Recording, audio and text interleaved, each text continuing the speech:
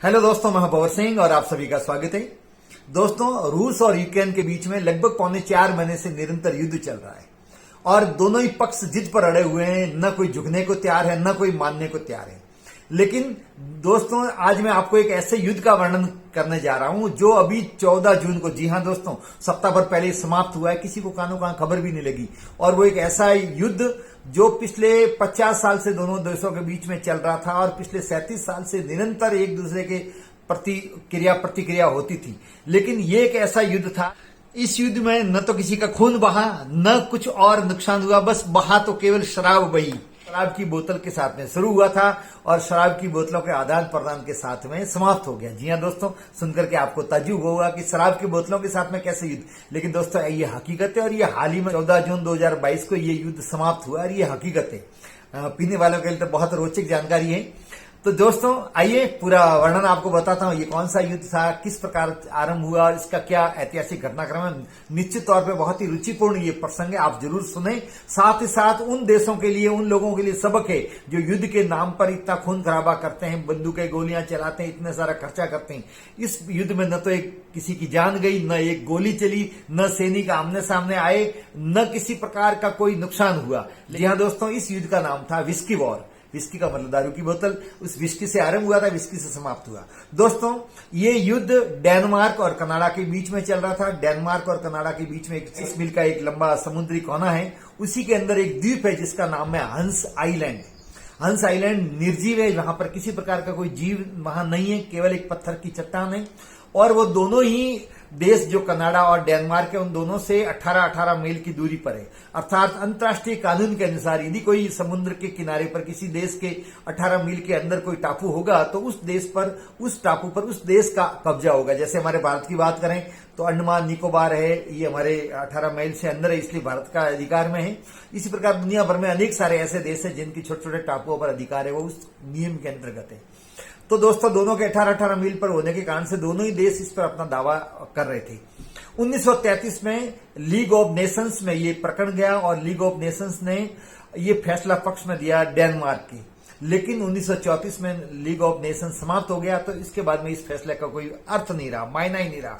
और उसके बाद में डेनमार्क के विदेश मंत्री थे, वो कुछ सैनिकों के साथ में वहां गए उस हंस आइलैंड पर और जाकर के अपने देश का ध्वज वहां फहराया। साथ ही साथ वहां पर एक विस्की की बोतल रखी और बोतल रखने के बाद में एक पर्ची वहां छोड़ी जिसपे लिखा था वेलकम टू डेनिस आइलैंड।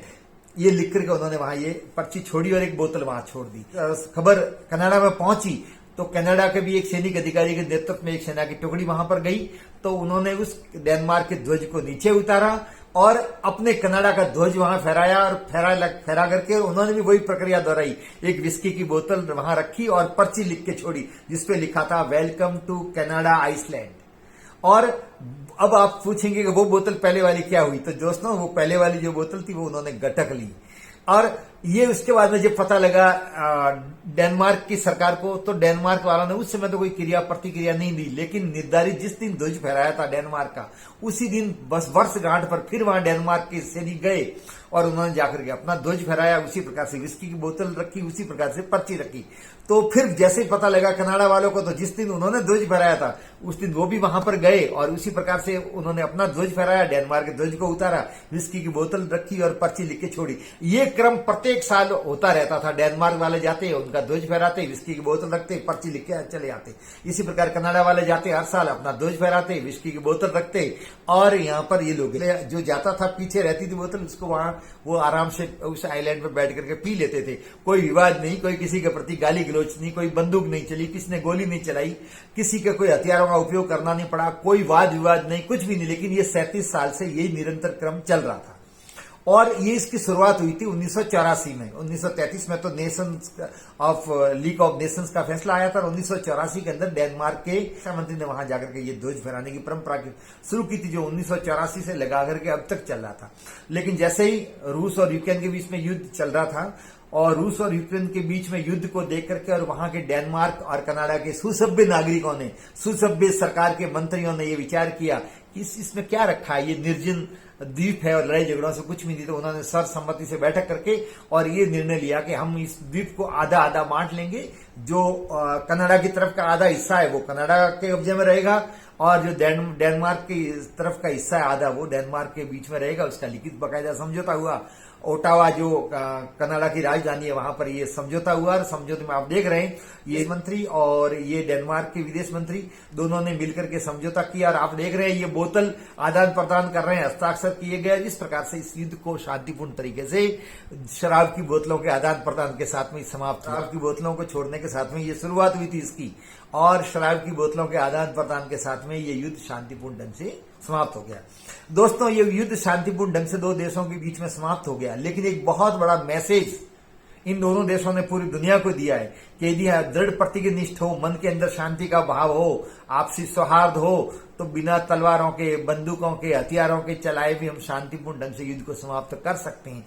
युद्ध के बाद में भी तो शांति होती है ना दुनिया में। आप इतिहास उठा करके देख लो, बड़े बड़े युद्धों के बाद में भी शांति हुई है।